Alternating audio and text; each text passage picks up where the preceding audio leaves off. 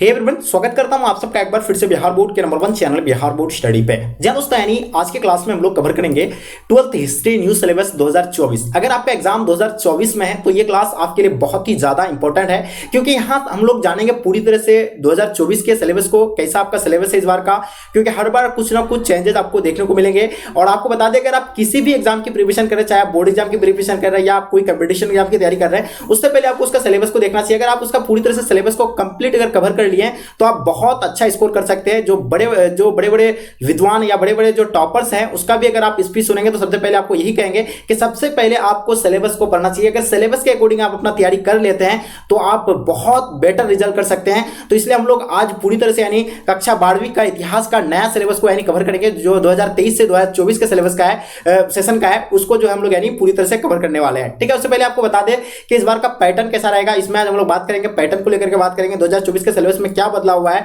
उसके बाद कौन कौन सा चैप्टर है, कौन कौन सा चैप्टर नहीं पढ़ना पड़ेगा आपको, किस चैप्टर से कितना नंबर पूछा जाएगा, कौन सा किताब खरीदे और तैयारी कैसे करें। तो इन चीज के बारे में हम लोग जानकारी पूरी तरह से यानी लेने वाले हैं और आपको एंड तक बने रहना है। साथ में अपने दोस्तों को भी आप लोग शेयर कर देंगे और आप लोग सोचते हैं तैयारी जो में हम जो है कहां से करें, इन सब सारी चीज के बारे में आपको जानकारी मिल जाएगी। ठीक है, आपको पूरी तरह से कंप्लीट बिहार बोर्ड स्टडी में आपको पूरा सिलेबस कंप्लीट करवाया जाएगा। जो एग्जाम से तीन महीना या 2 महीना पहले तक आपका पूरा सिलेबस को कंप्लीट आपको यानी प्रोवाइड किया जाएगा, बिल्कुल फ्री ऑफ कॉस्ट में। साथ में आपको बताने वाले हैं कि कहां से आप पूरी तरह से इसका एनसीईआरटी बुक को आप यानी कहां से डाउनलोड कर सकते हैं या कहां से इसका पीडीएफ को प्राप्त कर सकते हैं। ये सारी चीज की जानकारी आपको क्लास के एंड में आपको मिलने वाला जानकारी। ठीक है, तो चलिए हम लोग शुरू करते हैं। जैसे कि आपके देख पा रहे, पहला इसका क्या कैसा पैटर्न रहेगा, तो हम लोग चलिए पैटर्न को लेकर के बात करते हैं। तो पैटर्न यहाँ ऑफ बीएसपी क्वेश्चन पेपर 2024 यानी 2024 का पैटर्न कैसा रहेगा उनको लेकर के बात करते हैं। सबसे पहले आपको बता दें कि पैटर्न जो था 2020 से पहले, तो उसमें जो था यानी 60 ऑब्जेक्टिव पूछे जाते थे, जिसमें अभी आपको पता होगा कि वस्तुनिष्ठ प्रश्नों की संख्या जो है 100 पूछा जाता है, जो आपका यानी 50 मार्क्स यानी इसमें से होता है, जिसमें से आपको यानी मात्र 50 ऑब्जेक्टिव का ही आंसर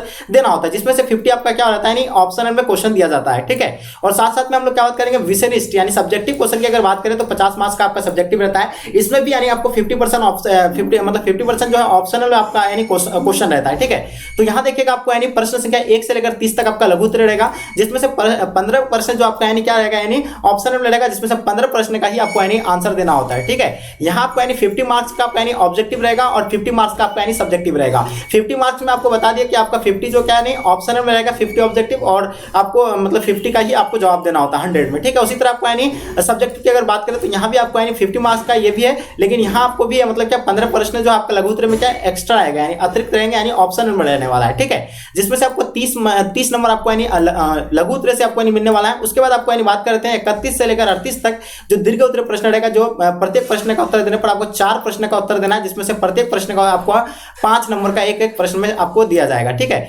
इसमें आपको यानी 8 क्वेश्चन पूछा जाएगा, जिसमें से 8 में से आपको यानी 4 का ही आपको यानी जवाब देना होगा। ठीक है, ये 20 नंबर का रहता है। तो ये आपका यानी 100% यानी आपका 100 नंबर यहाँ पे यानी बिल्कुल क्लियर हो गया। ये था आपका यानी किसके बारे में, पैटर्न को लेकर के हम बात करें। ठीक है, अब बात करते हैं 2024 का सिलेबस को। तो सिलेबस आपको पूरी तरह से बताएंगे सिलेबस में क्या चेंजेस हुआ है। अब हम लोग बात करते हैं कौन कौन सा चैप्टर रहने वाला है। तो हम लोग चैप्टर को बात करेंगे, चैप्टर जो आपका यानी कौन कौन सा। सबसे पहले आपको बात करते हैं इतिहास की। तो इतिहास जो है किसे कहते हैं, देखिए बीती हुई कहानी को इतिहास कहते हैं, ये तो आप सभी बच्चों को पता होगा। अब देखिए इतिहास को जो है 3 पार्टों में इसको खंडित किया गया है। आप लोगों को पहले बता दें, पार्ट 1 यानी जिसको पुरातत्व एवं प्राचीन, जिसको हम लोग क्या बोलते हैं प्राचीन इतिहास बोलेंगे। ठीक है, 3 पार्ट में प्राचीन इतिहास, उसके बाद आपका मध्यकालीन भारत, तीसरा होगा आपका यानी क्या मध्यकालीन भारत, और ये आपका क्या हो जाएगा आधुनिक भारत। सॉरी, ये आपका क्या 3 पार्ट में इसको यानी बांटा गया है। ठीक है, और इन तीनों पार्टों को हम लोग यानी अच्छी तरीके से यानी जानेंगे। ठीक है, तो देखिए यहाँ ईंटें मनके तथा चैप्टर, पहला चैप्टर जो आपका दिया हुआ है 1 2 3 4, इन 4 चैप्टर जो आपका यानी पहला पार्ट में यानी कवर किया गया, जिसमें प्राचीन भारत में ये आपका 4 चैप्टर यानी आपको पढ़ना पड़ेगा। ठीक है, पहला चैप्टर का नाम है ईंट मनके तथा अस्थियां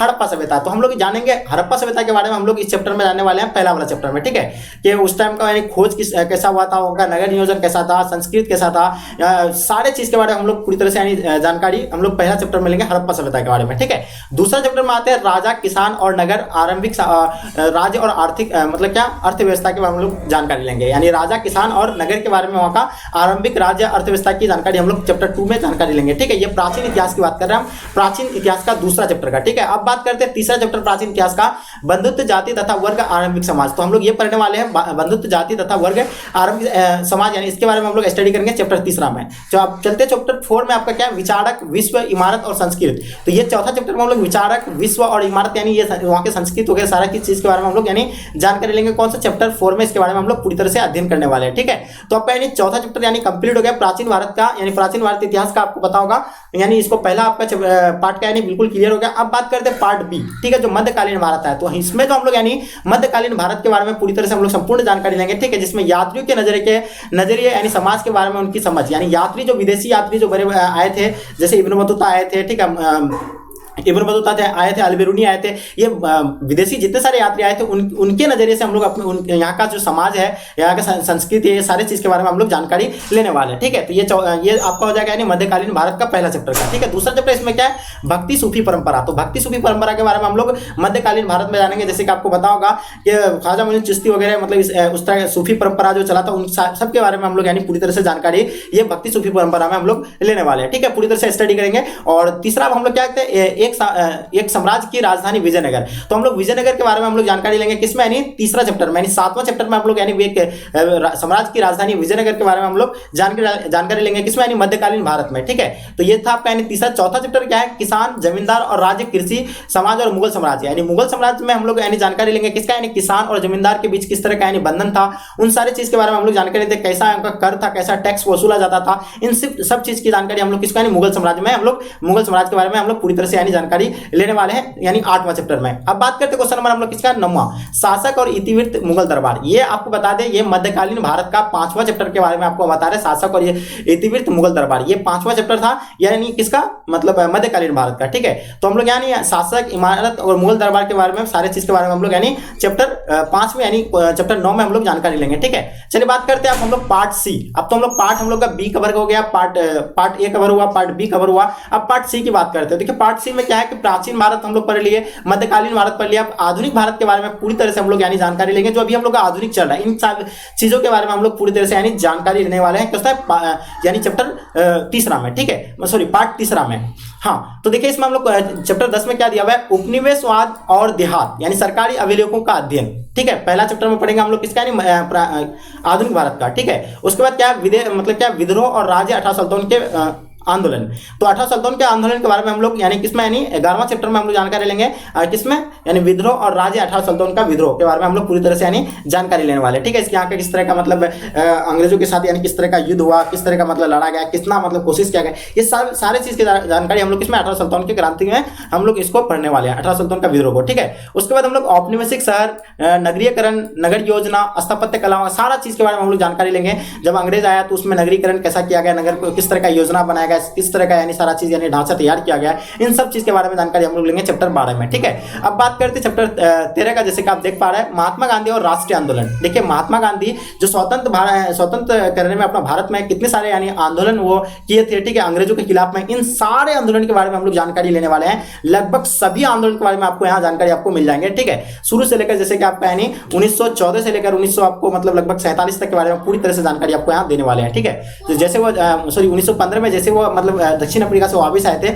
उसके बाद वो आंदोलन करना शुरू किया था, उन सारे आंदोलन के बारे में हम लोग जानेंगे किसमें यानी महात्मा गांधी और राष्ट्रीय आंदोलन में। ठीक है, उसका विभाजन के समझ यानी भारत का विभाजन और पाकिस्तान जो भारत में ही थे पहले, उसका विभाजन किस तरह हुआ, इन सारे चीज को हम लोग यानी पूरी तरह से समझेंगे। कैसा क्यों मतलब इसको विभाजन होना पड़ा, आखिर क्यों हुआ, कौन किया, इन सब चीज के बारे में हम लोग जानकारी लेंगे। कौन सा चैप्टर 14 में। उसके बाद हम लोग देखेंगे किसमें यानी संविधान का निर्माण, एक नए युग की शुरुआत, सबसे मेन चैप्टर है। और आपको बता दें कि संविधान का निर्माण, एक नए युग की शुरुआत। तो सब बात करते हैं हम लोग संविधान का निर्माण की। तो देखिए संविधान का निर्माण कैसे हुआ और ये इसमें जो नई शुरुआत हुई थी यानी किस तरह का यानी शुरुआत किया गया।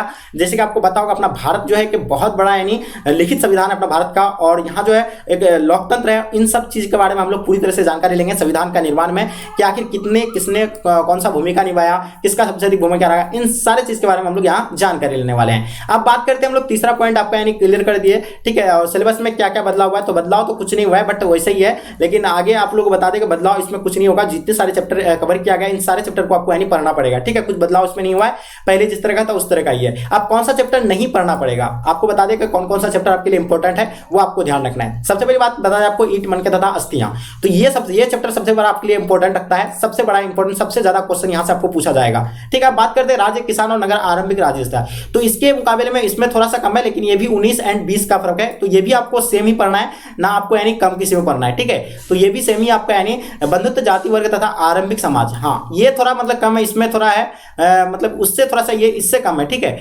यानी आपको सभी सब्जेक्ट चैप्टर को पढ़ना, ऐसे नहीं कि हम आपको ये मना कर रहे हैं, लेकिन आपके सबसे ज्यादा इंपॉर्टेंट की बात करें, आप यहाँ बात करते हैं ये वाला चैप्टर आपके लिए बहुत बड़ा इंपॉर्टेंट रखता है, ठीक है। ये सबसे ज्यादा क्वेश्चन इसी में से ही पूछा जाता है, ये मतलब ये तीनों से, ठीक है। उसके बाद आप बात करते हैं हम लोग यात्रियों के नजरिए समाज के बारे में, मतलब उनकी समझ, एकदम विवेक इंपॉर्टेंट ये चैप्टर आपके लिए, इसको एकदम बिल्कुल आपको पूरी तरह से यानी अच्छे से इन्हें रीड कर लेना। भक्ति सूफी परंपरा ये भी आपके लिए इंपॉर्टेंट है, जितना ये इंपॉर्टेंट है उतना ये भी आपके लिए इंपॉर्टेंट है। उसके बाद एक साम्राज्य की राजधानी विजयनगर के बारे में हम लोग जानेंगे, तो विजयनगर आपके लिए बहुत ही इंपॉर्टेंट है। यहाँ से विजयनगर से आपको लगभग बहुत क्वेश्चन पूछे जाते हैं, इसलिए ये आपके लिए बहुत ही इंपॉर्टेंट रखता है और ये आपको अच्छे से पढ़ना चाहिए। अब बात करते हैं शासक और इमारत मुगल दरबार, तो ये चैप्टर आपके लिए जितना ऊपर वाला ये इंपॉर्टेंट है उतना ये जो है आपके ये भी आपके लिए इंपॉर्टेंट रहेगा, ठीक है। अब बात करते हैं सरकारी अभिलेख का अध्ययन, ये उतना आपके लिए इंपॉर्टेंट नहीं रखा जाएगा, लेकिन ये आपके लिए सबसे ज्यादा इंपॉर्टेंट होगा, ठीक है। ये आप सबसे ज्यादा इंपॉर्टेंट आपके लिए रखा जाएगा, ठीक है, होगा। उसके बाद आपका यानी योजना अगर ये इससे कम है, ठीक है, और ये भी उतना ही एवरेज में आपको, ये जो है आपके लिए बहुत इंपॉर्टेंट है, सबसे ज्यादा इंपॉर्टेंट आपका रहने वाला है ये चैप्टर।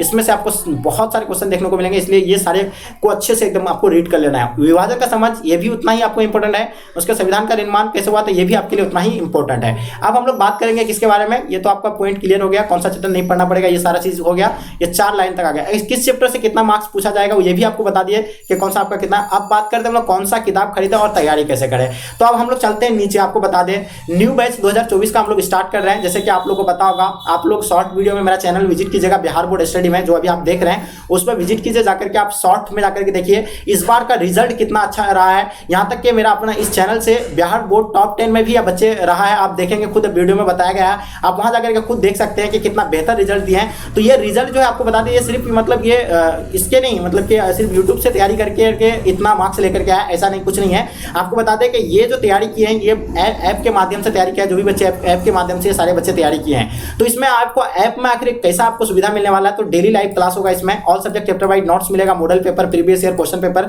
जो 2009 से लेकर 2023 तक आपका कवर होगा, प्रैक्टिस सेट करवाया जाएगा, इंपॉर्टेंट क्वेश्चन विद आंसर रहेगा, वीवीआई क्वेश्चन विद आंसर रहेगा, ब्रिलियंट मॉडल पेपर का सोल्यूशन किया जाएगा, वीकली टेस्ट होगा, आपका मंथली टेस्ट होगा, चैप्टर वाइज क्विज टेस्ट होगा, स्पेशल एग्जाम टिप्स वगैरह सारा चीज दिया जाएगा। उसके बाद all subject chapter wise video lecture वगैरह भी आपको यानी प्रोवाइड किया जाएगा।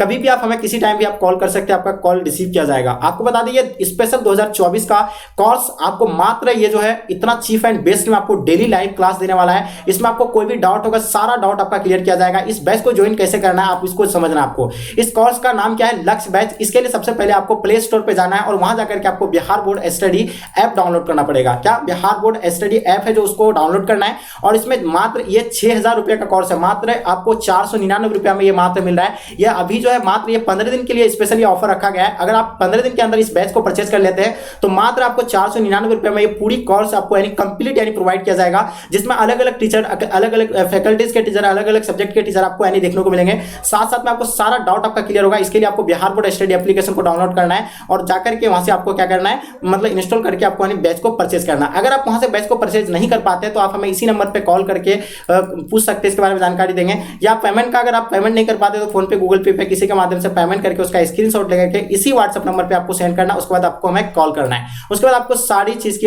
हेल्प, जो भी दिक्कत होगा सारा चीज का हेल्प आपको दिया जाएगा। और अगर आप फ्री ऑफ कॉस्ट में अगर पढ़ना चाहते हैं तो यूट्यूब में भी अगर पूरी तरह से आपको सिलेबस कंप्लीट किया जाएगा, लेकिन उसके अकॉर्डिंग यहाँ थोड़ा सा मतलब ये होने वाला है। देखिए आप तो पता ही होगा कि वहाँ आपको अलग अलग टीचर रहेगा। एक मतलब आपका क्या होगा, पूरी तरह से सिलेबस को कंप्लीट करना मेरी जिम्मेदारी रहेगा, लेकिन यूट्यूब पर क्या होगा कि आपका जो इंपॉर्टेंट चीज होगा वो आपको यानी डाला जाएगा, लेकिन वहाँ आपको पूरी तरह से फुल एक्सप्लेनेशन के साथ आपको यानी पूरी तरीके से यानी बताया जाएगा। तो ये आपके लिए बहुत ही इंपॉर्टेंट रहने वाला है। इसलिए अगर बिहार बोर्ड के टॉप 10 में अगर आना चाहते हैं तो आप अभी ज्वाइन कीजिए, बिहार बोर्ड स्टडी पे जाइए और आज ही ज्वाइन कीजिए लक्ष्य बैच को और आप बेहतर रिजल्ट कीजिए। और मैं आपके साथ खड़ा हूं 2024 के लिए। आप भी तैयार हो जाइए। और जो बच्चे अभी तक परचेज नहीं किया, अब तक बहुत सारे बच्चे परचेज कर चुके हैं, आप भी अपने दोस्तों को पूछ करके अपने दोस्तों को साथ लेके आइए और आप इस बैच को ज्वाइन कीजिए और बेहतर रिजल्ट कीजिए। 2024 में आप भी बिहार बोर्ड के टॉपर रह सकते हैं। तो डियर स्टूडेंट, आई होप आपको पूरी तरह से समझ में आ गया होगा। अगर किसी भी प्रकार का अगर आपको डाउट रहता है तो आप उस नंबर पे कॉल करके हमें पूछ सकते हैं, सारी चीज जानकारी आपको दी जाएगी। तो चलिए यहीं तक आज के क्लास को एंड करते हैं। जब तक के लिए जय हिंद, जय भारत।